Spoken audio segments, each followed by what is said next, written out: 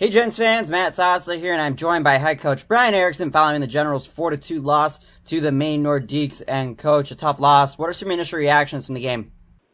Hated the effort in the first period. I thought we came out like a team that was on the brink of quitting on each other and on the staff, and um, just really disappointed. Thought we cheated the game a little bit. We weren't hard on pucks. We didn't get pucks out. We didn't get pucks deep. We just didn't do a lot of the simple stuff. We didn't fight through layers. We didn't fight through battles on the wall. We didn't pick up sticks in front of the net. We did a lot of stuff wrong, and thank God we have Hugo, because could have been, or probably should have been, 5 or 6 to nothing after the end of one. But luckily we're only down 1-0, and that allowed us to kind of reset. And, we talked in between. I didn't go in and scream and yell and all that. I just said, guys, listen, it looked like a team that just didn't really want to play, and it stinks because I know how badly you guys say how badly you guys want to beat Maine and go out. The team that there's not a lot of good like a lot of love between the two of us. So that was frustrating. But then I liked the response in the second period. I thought we played really smart. I thought we played really hard. We stopped getting away from cheating the game. And then you saw the third period.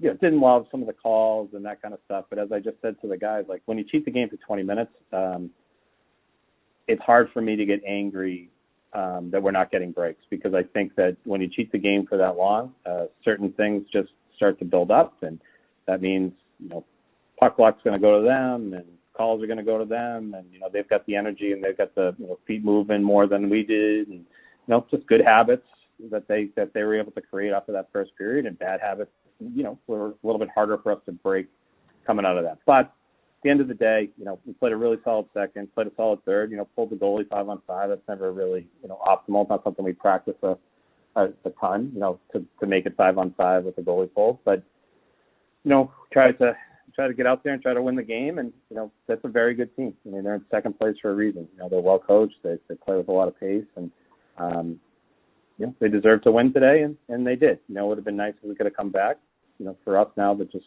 turn around and focus on the next opponent.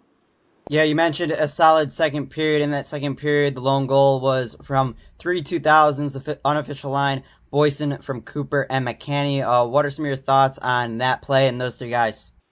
Yeah, it was a nice goal, and obviously those are three guys that we rely on to create offense, and it's nice that Ricky scored again. I mean, he's just proven how good he is, and it's nice that Cooper got back on the score sheet, and Mckinney as well, and obviously we're pushing for all three guys to get a commitment done, and they're running out of time, and they're running out of opportunities to impress coaches. So anytime they can do something and get on that score sheet, then we want to keep that going. Ultimately, that tied the game, and then that was awesome. They came out flying, and you could feel that goal happening 2-3 shifts before that. They're just doing a really good job, and then Ricky, made a great play, and off from Cooper, and I actually think it was Jackson McCarthy who made a play, and McKinney had made a nice smart play in the D zone to get that puck up, and it was good. But then we make a terrible mistake late in that period, and obviously had a player kind of whiff on a puck, and that's not really the mistake I'm talking about, because you prepare for that kind of stuff. It's about how you come back into the zone with speed and with intelligence as far as picking up guys, and we left guys wide open, and Hugo made the initial save, and then we had puck on our stick again with a chance to get it out. We didn't. Then it goes to the back door for an empty net goal. And that stuff can't happen. So you take a great play by Ricky Tyler and Liam and Jackson McCarthy, and you turn it into a 2-1 deficit instead of a 1-1 tie going after two. Yeah, giving up a last-second goal in the second period, hard play to come back from. But on the other note, Hugo Haas, 38 for 41. It's about 93% save percentage. What are some of your thoughts on his play from not only tonight, but from the past couple of games as well? I mean, Hugo's just a very, very good goalie. He was outstanding all weekend. I thought he did a really good job today controlling a game that easily could have been a very different story. And, and I just, said to him, I was proud of him too after the second period. He kind of laid into the team. I didn't even have to go in the room and say anything. He just said, like, how many times are we going to make silly, dumb mistakes, mental mistakes that lead to goals late in the period? Like that's not acceptable. And I love that he had, enough confidence and enough leadership and in himself to do that. And then, he had a nice assist on the final goal. And, he's just such a great player. He's such a big time player. I mean, we're very fortunate to have him. And, he had another great weekend. He's added to it. I thought he had some games in the last few weeks where, he didn't play, I wouldn't say up to his standards. He still played very well.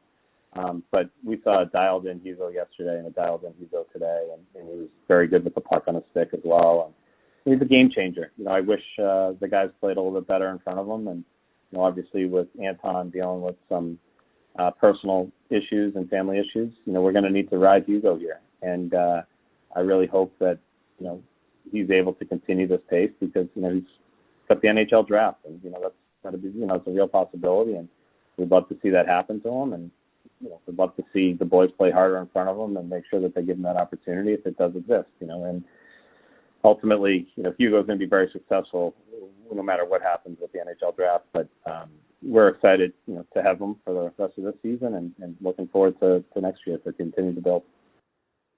Yeah, if the commissioner calls Hugo's name in a couple months, that would not only, selfishly speaking, make myself thrilled, but I'm sure you and the entire organization, that would be a huge moment for him.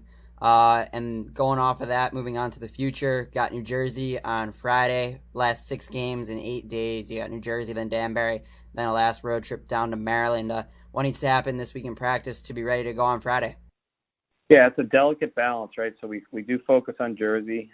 We go Friday, Saturday versus Jersey, but then we go Monday, Tuesday versus Danbury, and then we go Thursday, Friday down to Maryland. So basically, we'll play Friday, Saturday. We'll have Sunday off. We'll play Monday, Tuesday. We'll travel Wednesday down to Maryland. And, it's our last full real week of practice together. So, we're going to try to balance, workload. So we're going to have some fun. We'll play some small area games. Yes, we're going to work on improving and focusing on New Jersey. Luckily for us, they don't play that dissimilar to Maine, meaning they play fast, they push the puck up ice, they push the pace in transition. So hopefully some of the good stuff that we did this weekend will bleed over to the New Jersey. But, once again, it's great. There's an event, the North American Hockey League Combine is in our building, and, you'll have 300-400 kids here. And it'll be awesome to, hopefully get some of those people at our games, and, hopefully the building will be kind of electric and the boys can build off of that because the NA does such a great job with their combines and their events. And, we're very happy to be the kind of the headliner both those nights. And then, we just got to have quick turnaround, quick memories. And, that's why we've got, affiliate players here. And, hopefully we'll get Aiden Flynn in a few games, and, hopefully we'll get Jacob Kaminsky in a game. And, we've got some guys here that, we would love to have play.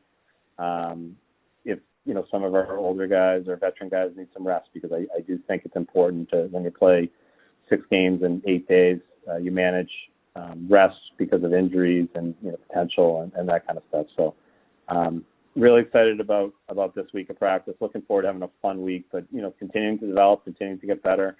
Nothing really changes from Erikson and our job. Our focus is on continuing to get these kids ready for college hockey and ready for junior hockey next year, and we're not going to stop coaching them just because, we have a tough work week. We're gonna focus on getting these guys better and getting them prepared for Jersey, Danbury, and Maryland. And, we kind of got to do it all in 1 week a little bit.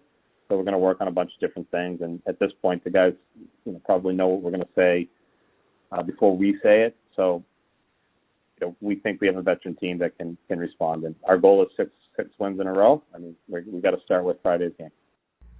Yeah, 100%. That's the goal, to get 6 wins to end the season. Coach, thank you so much. Good luck this week in practice. Enjoy this week of practice, the last week of practice with this group of guys, the 2000s, the whole team. And I'll talk to you again on Friday. Thanks, Matt. Look forward to it.